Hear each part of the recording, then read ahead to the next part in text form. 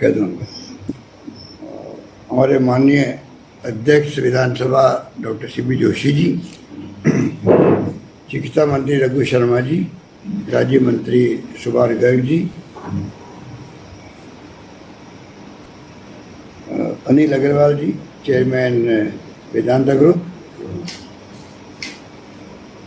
हमारे chief secretary नील आर्य जी, ACS mining Subodh Agarwal जी,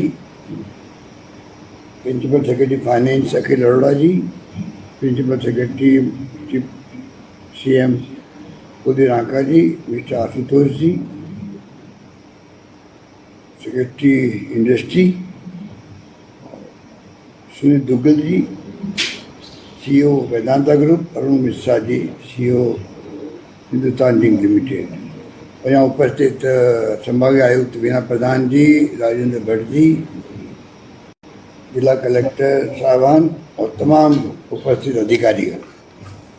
सबसे पहले मैं हिंदुस्तान जिंक लिमिटेड के वेदांता ग्रुप और किरण एनर्जी अनिल अग्रवाल जी, जिस रूप में अनिल अग्रवाल जी को जब कभी पुकारा है तो हमेशा वो मौजूद रहे हैं राजस्थान के लिए। और मुझे खुशी है तमाम जब वो बोलते हैं कि राजस्थान वो प्रदेश है जहाँ से पूरे देश की इकोनॉमी बढ़ सकती है। ये जो उनकी सोच है कि किस प्रकार खनिज संपदा के भंडार राजस्थान में हैं और किस प्रकार से हम लोग उसका दोहन कर सकते हैं, सीपी जोशी जी की भावना भी वही है जो अनिल अग्रवाल जी की है। और इसकी प्लानिंग तो हम लोग करेंगे वक्त आने पर, कोरोना समाप्त होने पर। क्योंकि पिछली बार जब आए थे आप जयपुर, तब भी इसके लिए अलग से हम लोगों ने मीटिंग करी थी और उसका फॉलोअप भी करने का वक्त हमारे सामने है, परंतु बीच में कोरोना आ गया। इस मौके पर मैं याद करूंगा जब मैंने आपसे बात करी थी कोरोना के दूसरी लहर के वक्त में भी, जब ऑक्सीजन की मारामारी पूरे देश में हो गई थी, हाहाकार मच गया था ऑक्सीजन रेमडेसिविर दवाई के लिए। तब आपने मुझे कहा था कि हमें चाहे प्रोडक्शन बंद करना पड़े उसकी चिंता नहीं करेंगे, पहले हम ऑक्सीजन सप्लाई करने का प्रयास करेंगे। ये भावना अपने आप में एक मैसेज देती है कि किस स्तर पर आप राजस्थान के बारे में सोचते हैं, राजस्थान वासियों के बारे में सोचते हैं और मानव मात्र के बारे में सोचते हैं। और हमने भी यहाँ यही कहा है, अभी हम सबका धर्म है, क्योंकि हमने शुरुआती की थी नेता जितने प्रतिपक्ष के नेताओं से, धर्म गुरुओं से, NGO से, एक्टिविस्ट से और आम जनता से, सबको मिला करके हमें इस जंग को लड़ना है कोरोना के खिलाफ में। तब भी हमने कहा था कि अभी हमारा धर्म सिर्फ इंसानियत है, कौन की जाति का है, कौन धर्म का व्यक्ति है, किस विचारधारा का है, हमें कोई मतलब नहीं। सामने इंसान है, उसको बचाने का चैलेंज हमारे सामने है। और सरकार और गैर सरकारी संस्थाएं मिलकर के, उद्यमी मिलकर कैसे इसका मुकाबला कर सकते हैं। मुझे खुशी है कि वही भावना आज झलक रही है जो मिस्टर अरुण मिश्रा बोल रहे थे। वेदांता का मूल सिद्धांत उत्पादन से पहले राष्ट्र है, हिंदुस्तान जिंक स्वास्थ्य को प्राथमिकता देता है। और ये ठीक है, सीपी जोशी जी ने भी कि दरीबा प्लांट से भी और बाकी भी जो आपके प्लांट है उससे हमें पूरा सहयोग मिल रहा है। ऑक्सीजन की सप्लाई में भी आप लोगों ने बड़ी भूमिका अदा करी है क्राइसिस के वक्त में। आपने जिस प्रकार से फैजाबाद से मंगाए, इक्विपमेंट मंगाए और उत्पादन बढ़ाया यहाँ पर, उनको हम भूल नहीं सकते। क्योंकि उस वक्त तो एक हाहाकार मच गया तक पता नहीं होगा क्या, क्योंकि ऑक्सीजन के लिए 2 घंटे ऑक्सीजन बची हुई है अस्पताल में, 4 घंटे बची हुई है, ऐसी खबरें आ रही थी राजस्थान से नहीं पूरे देश भर से। उस वक्त में बहुत बड़ी भूमिका मैं समझता हूँ कि हिंदुस्तान जिंक, हम इस बात का एहसास हमेशा रखेंगे। 350 बेड का आपने कोविड केयर सेंटर बनाया, 100 बेड का ऑक्सीजन बेड वाला हॉस्पिटल बनाया जा रहा है। ये तमाम बातें मैं समझता हूँ कि बहुत मायने रखती है। आपने ठीक कहा, चिरंजीव योजना जो है जिसमें 5 लाख तक का बीमा हम लोगों ने निःशुल्क किया है पूरे परिवार का, कि वो बहुत शानदार योजना ये है और इसमें सिर्फ 1/5 आबादी से, बहुत कम आबादी से 850 रुपये जो प्रीमियम का आधा पैसा लिया जा रहा है, बहुत कम लोगों से, मामूली लोगों से। बाकी 3/4 तो मैं समझता हूँ 3 से ज़्यादा लोग तो फ्री ऑफ चार्ज है, बिल्कुल निःशुल्क है और वो इंडोर इलाज के लिए है, क्योंकि हमारे यहाँ पहले से आउटडोर के लिए दवाएं फ्री हमने कर रखी है, 5 साल पहले ही टेस्ट फ्री कर रखे हैं। और ये जो अब जो स्कीम लेके आए हम लोग, इसके अंदर राजस्थान वासी सब जुड़ेंगे और इसमें जो भी पेशेंट भर्ती होगा उनके 5 दिन पहले का और जब उनकी छुट्टी हो जाएगी अस्पताल से 15 दिन बाद तक का भी खर्चा इसी में शामिल है। जितना खर्चा होगा वो इंश्योरेंस कंपनी देगी। आपकी जानकारी में इस बात की मुझे बहुत प्रसन्नता है कि आपने कहा कि दूसरे राज्य भी इसको अपनाना चाहेंगे और ये बात सोच के हम लोगों ने पहली बार विज्ञापन दिया पूरे देश के अंदर, राज्यों में भी मालूम पड़े पूरे देश को कि एक ऐसी स्कीम राजस्थान लागू हुई है। उसको देख के हो सकता है अन्य सरकारें भी इसको चालू करे, लागू करे, इसीलिए हमने इस बार विज्ञापन जो है राष्ट्रव्यापी दिया था। इसका मुझे खुशी है कि जो खबरें आ रही है राजस्थान से भी लोग इसको वेलकम कर रहे हैं। वैक्सीनेशन के बारे में कहना चाहूँगा कि ये आपने खुद ने कहा, मुझे खुशी हो रही है कि आधा पूनावाला से आपने बात भी कर ली। आज राजस्थान में बाकी तो बातें हम लोग चाहते हैं कि केंद्र सरकार राज्य सरकारें मिलकर काम करें। बहुत बड़ी चुनौती है, बहुत बड़ा घातक ये कोरोना की दूसरी वेव आई है और जो इसका कोड है नया वेरिएंट का, उसके बारे में भी आज हमारे हेल्थ मंत्री खुद बोल गए हैं कि B1617.3 ये वेरिएंट जो है अक्टूबर में आया था महाराष्ट्र के अंदर और यूके के प्राइम मिनिस्टर बोरिस जॉनसन ने भी कहा कि एक वेरिएंट आ गया है इंडिया से, इसलिए हमें अनलॉक करने में तकलीफ आ रही है। आज पहली बार हमारे केंद्रीय स्वास्थ्य मंत्री ने कहा है कि ये वेरिएंट वास्तव में चिंता का विषय है। ये भी इसका मुकाबला भी करेंगे सब मिलकर के, परंतु ये जो वैक्सीनेशन की बात मैं इसलिए कह रहा हूँ कि हम लोग बराबर करीब 320 हमने की होगी राजस्थान में, लगातार 13-14 महीने हो गए हैं, लगातार मॉनिटरिंग कर रहे हैं। हम लोग गाँव तक संपर्क करते हैं आईटी के माध्यम से, बड़ा अच्छा सिस्टम राजस्थान बना हुआ है। ओपन वीसी करते हैं, आज भी ये वीसी ओपन है पब्लिक के लिए भी।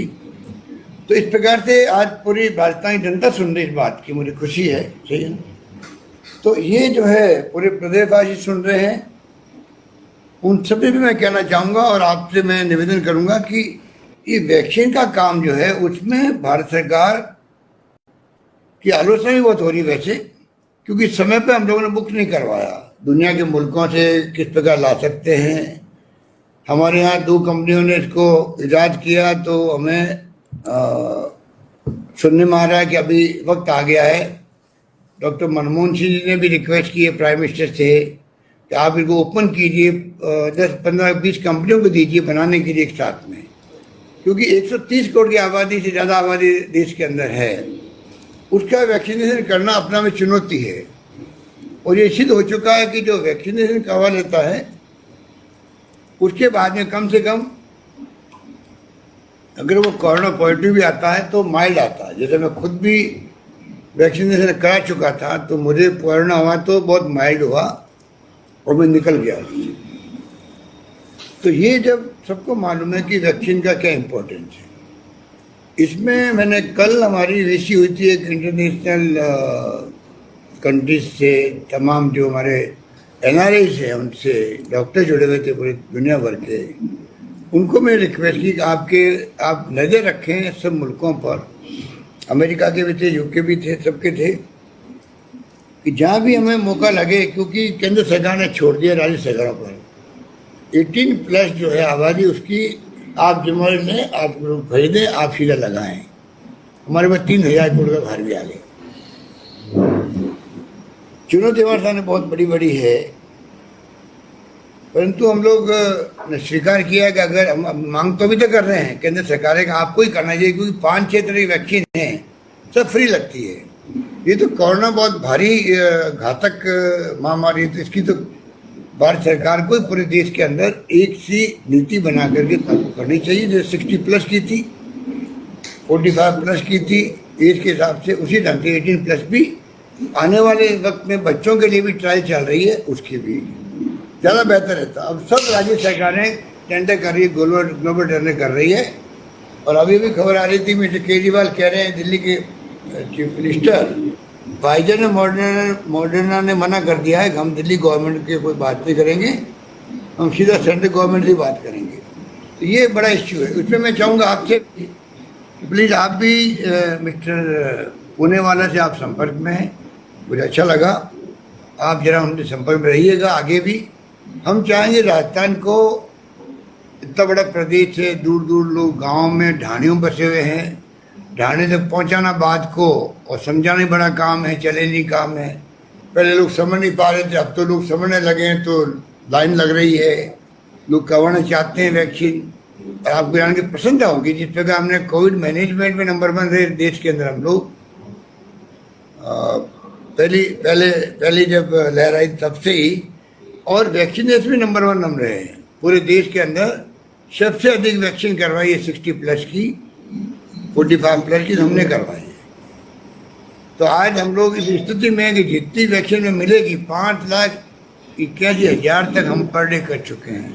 यहाँ पर जितनी वैक्सीन अवेलेबल होगी, हम लोग चाहेंगे कि जो राज्य और पूरा मुल्क जितना जल्दी वैक्सीनेशन करवा लेगा, मैं समझता हूँ अगर थर्ड वेव भी आएगी तो हमें कोई दिक्कत नहीं आएगी। थर्ड वेव के बारे में कुछ लोग के आएगी, कुछ के पता नहीं आएगी कि नहीं आएगी, कुछ के बच्चों को हिट करने वाले आएगी। तो बच्चों को लेके आप जानते हैं कि लोग भावुक होते हैं, किसी के बेटे, किसी के पोते पोती, वो मतलब बड़ी खतरनाक खबरें आती रहती है।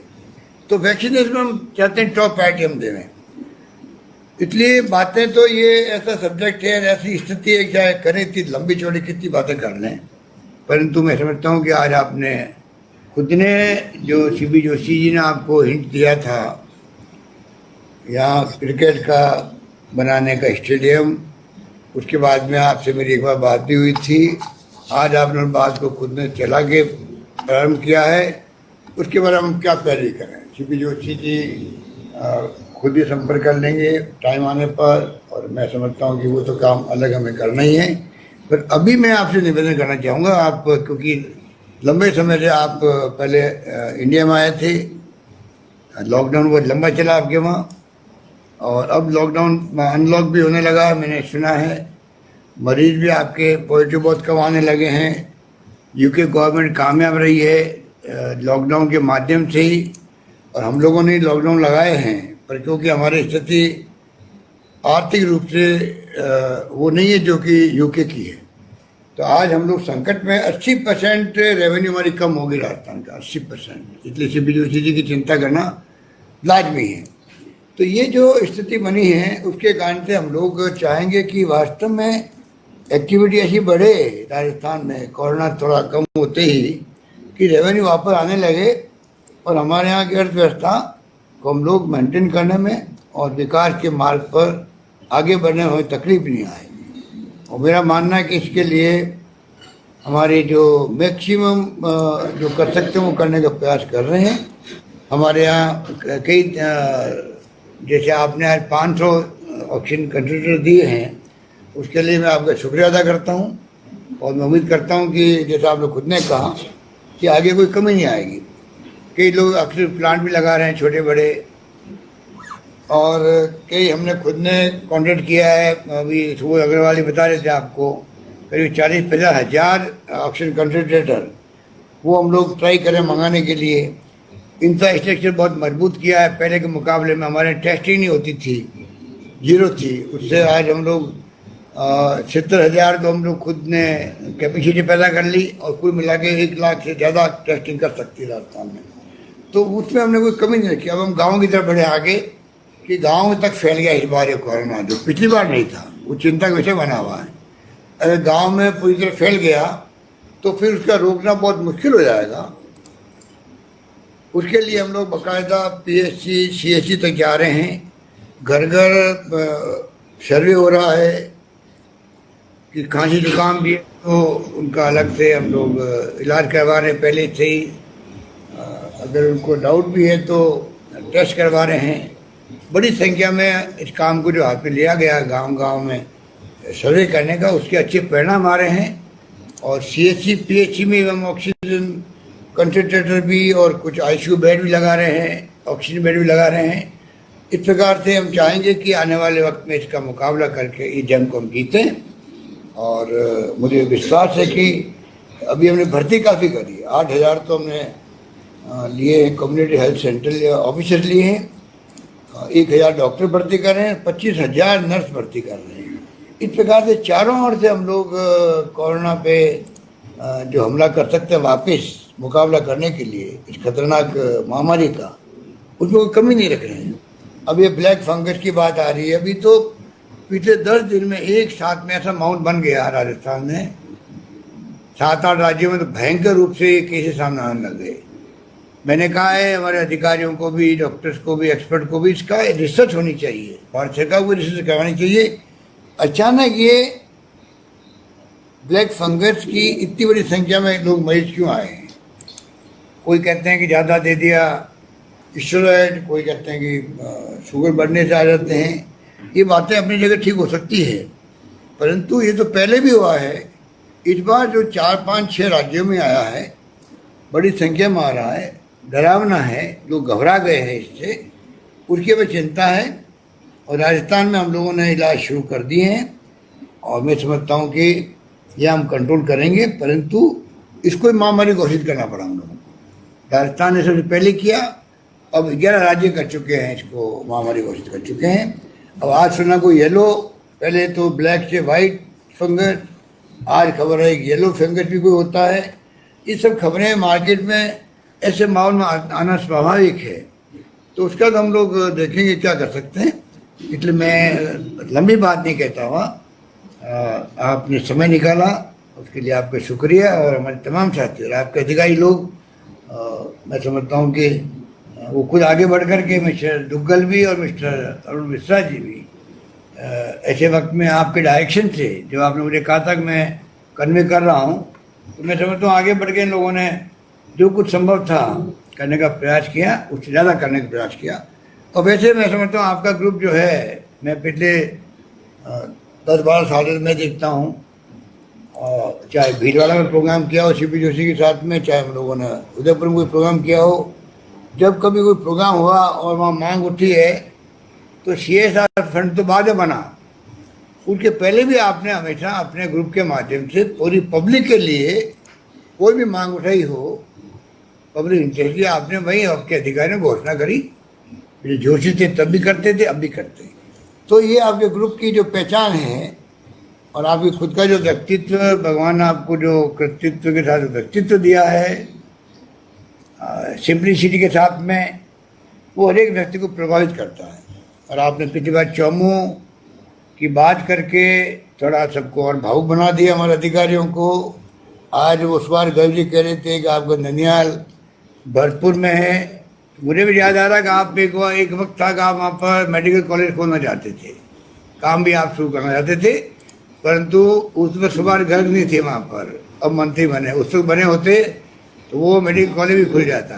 सबसे पहले आपने शुरू की थी। और आपको जान के खुशी होगी कि आज राजस्थान में हम लोगों ने केंद्र सरकार से बात करके करीब करीब सभी जिलों में मेडिकल कॉलेज खुल रही है राजस्थान में। अनिल अग्रवाल जी, आपको जान के खुशी होगी कि 3 जिले छोड़ के, 33 में 3 जिले छोड़ के 30 जिले में मेडिकल कॉलेज के सैंक्शन हो गई है। कुछ जिलों में काम शुरू हो गया है। राजस्थान मेडिकल के अंदर सिरमौर बने देश के अंदर, ये हम लोगों का सपना है। इसीलिए डॉक्टर सीपी जोशी ने कहा आपको कि निरोगी राजस्थान का सपना देख के हम लोग आगे बढ़ रहे हैं। और मैं उम्मीद करता हूं कि उसको लेके हम लोग आगे कामयाब होंगे। आप सबके सहयोग से यही बात कहता हूँ। मैं आप सबका धन्यवाद करता हूँ। धन्यवाद। हमारे स्वास्थ्य मंत्री रघु शर्मा जी का टेक्निकली प्रॉब्लम आ गई, तो वो हम सब की बात सुन रहे हैं, परंतु वो अपनी बात कह नहीं पाए। अब हमने शायद जोड़ने का प्रयास किया, जुड़ भी गए मेरे ख्याल से, नहीं जुड़े, अब भी नहीं जुड़ पा रहे हैं, उनका कोई सिस्टम काम नहीं कर रहा। पर वो हमारी सबकी बात का उन्होंने संज्ञान लिया है। मैं समझता हूँ कि वो भी पूरी तरह समर्पित किए हुए अपने आप को लगे हुए हैं।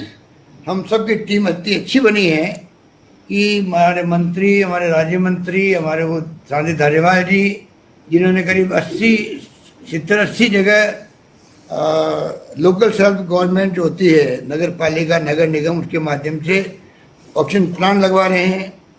हर मंत्री अपने विभाग से कुछ कुछ करने की कोशिश कर रहा है और उसी रूप में हम लोग सब मिलके और हमारी जो टीम है, अभी चीफ सेक्रेटरी साहब बता रहे थे आपको, तमाम हमारे मेडिकल के प्रिंसिपल सेक्रेटरीज और ब्यूरोक्रेसी को काम सौंपा गया है। वो तमाम कलेक्टर, CMHO, मेरे कहने का मतलब सब ऐसी टीम बन गई राजस्थान में और सबको एहसास हो गया कि इस महामारी की सीरियसनेस किस तरह की है। तो 13 महीने से लगातार मैं देख रहा हूँ कि इस टीम का ऐसा रिदम बन गया है कि हम लोग मिलकर के मॉडल बना रहे हैं। कभी भीलवाड़ा मॉडल बनता है, कभी रामगढ़ बनता है, कभी हमारी वैक्सीनेशन में हम लोग नंबर 1 होते हैं।